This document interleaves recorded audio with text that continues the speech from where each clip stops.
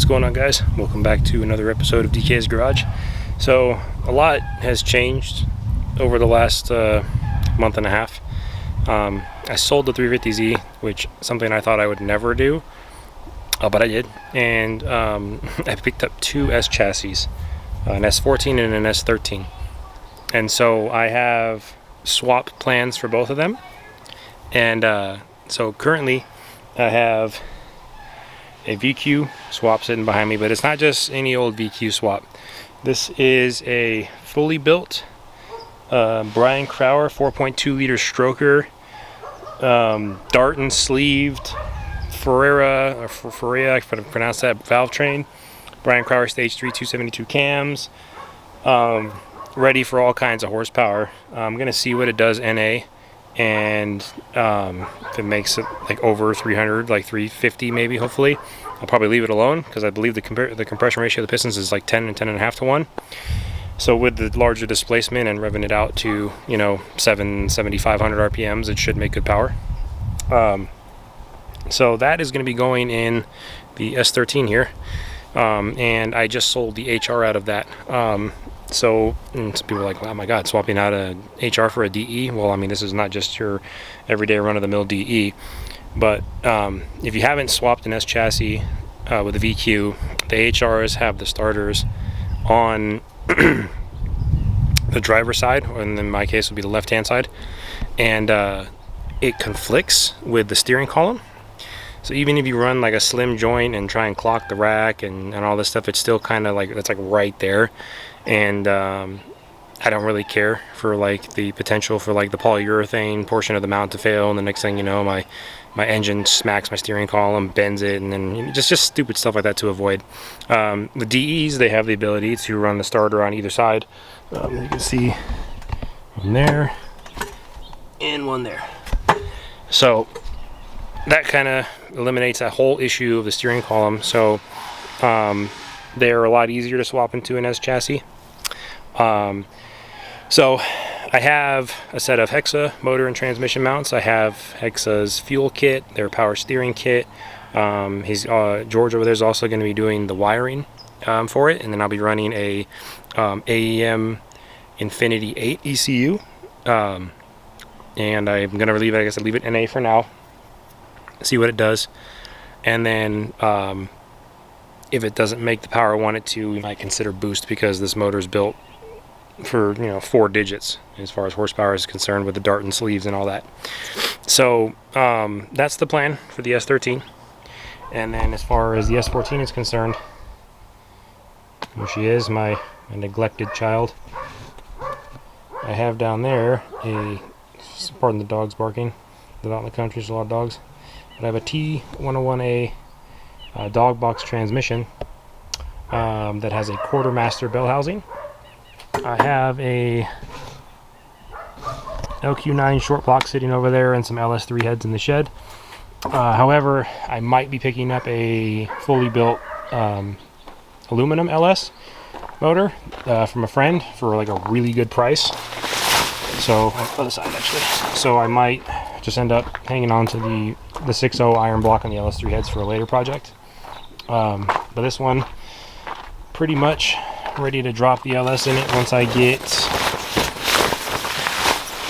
throwout bearing sleeve for the transmission, and I'll talk about that in a second. But I actually just finished modifying the transmission tunnel for the side mount shifter. The T101As have the offset shifter. It's like a NASCAR style one. So the shifter used to sit there, now it sits there. So the hydro is going to go on that big thick plate right there. It wasn't actually too terrible to do that, and it's like ridiculously strong, because I see in there, reinforced it with like some I made like an 8-inch rod, like a skeleton, so to speak, and then I welded this I think this is 16 gauge steel to it, so I mean like it's stout. So it's probably harder than the original, more sturdy and structurally sound than the original transmission tunnel that was in there. So that's all done. That's the only difficult part when you run the T101As. And I made my own transmission mount. which allows me to use like a GM transmission mount.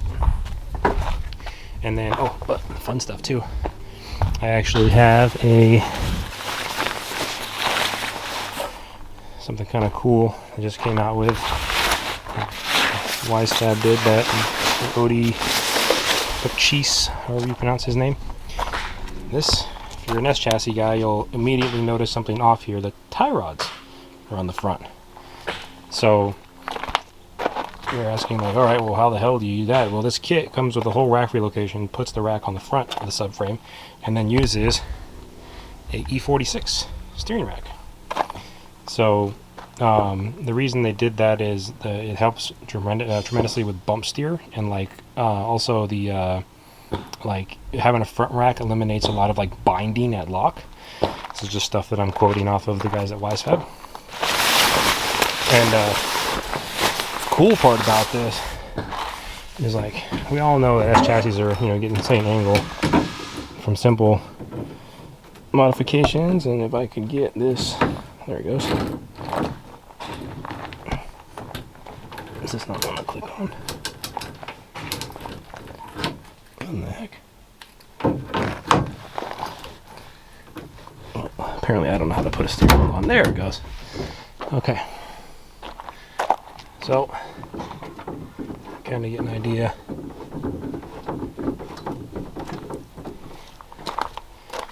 Crazy amount of angle these things get, and this is like the alignment's all messed off on it. I just eyeballed it, but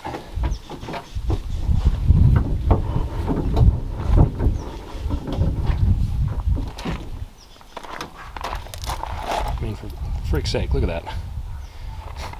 So that's pretty cool.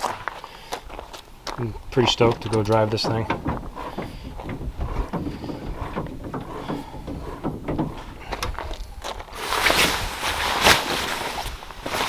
So I've talked a lot in the past about, you know, starting builds and recording all of them and stuff like that, and life has a funny way of getting in the way of stuff like that and inhibiting me from doing, like, pulling the camera out, because I mean, I have 4 kids, so time is like, time to come out here and record and work on the cars is scarce, to say the least. And it's not always easy to grab the camera and start recording. But I had an epiphany the other day, actually yesterday. I've recorded so much stuff that I thought was like, you know, like content, and then I realized it's not so much like the quality of the content. No, don't get me wrong, you gotta have decent quality content, but get the content out there. And like, I've been such a perfectionist my entire life with a lot of things, and I think that's actually kind of been a crutch of mine, because I had literally went through my SD card and deleted something that could have been like 20 different YouTube videos that I could have posted over the last year, and I didn't, you know, because I was like, oh, this video, oh, I don't really have the time or whatever. So my videos aren't going to have like the greatest edits yet, and they might not always be the most entertaining and like have all these little, you know, snazzy cutscenes like the Hoonigan videos do that make you laugh and stuff like that. But those guys got millions of dollars and have people editing their videos and stuff like that, and I'm just a DIY guy that does all the fabrication, all the installs, all the recording, all the editing, all that stuff. Just, you know, guys like, you know, you're probably watching this video are similar to me, you know, just guys who like to build stuff themselves. There's my goat Chancho creeping up on me. Make sure he doesn't want to come over here and ram my ass. Anyways, yeah, guys, so hopefully, you know, you guys are, you like the idea for these builds. We're gonna have a pretty radical LS swapped S14, hoping for, you know, 550, 600 horsepower, and something that revs out to like 7,500 RPMs. And the Quartermaster clutch kit I got, it's a 5.5-inch clutch kit, so it only weighs like 11 pounds with the flywheel and everything. It's got called a button flywheel. Check that out if you haven't. It's actually pretty sick. It's like what NASCAR uses. And so it's gonna rev super snappy. It's gonna sound sick. I might be working with Redux Racing again with another set of ITBs, like I had on my LS3 and my Z, so that would be sick. We'll see how that goes. And then this guy here, for all you VQ heads, is going to have the top tier DE. Like, I'm really excited for this. I'm a little VQ nut at heart, and these things get such a bad rap because of, you know, the affordability, and it's like not too many cars. There's not too many cars out there you can go buy that have 300 horsepower and you just weld the diff and put a budget angle kit on and go to the track and party all day. These are like superb for that. But that obviously gets them in the hands of some people that do some questionable things, and so they get a bad rap for that. But we're here to change the status quo on that, and we're gonna, you know, make this a really sick VQ build, and it's gonna sound awesome despite what people like to say about these motors. And I'm excited to share it all with you guys, and as always, man, stay tuned for more on DK's Garage.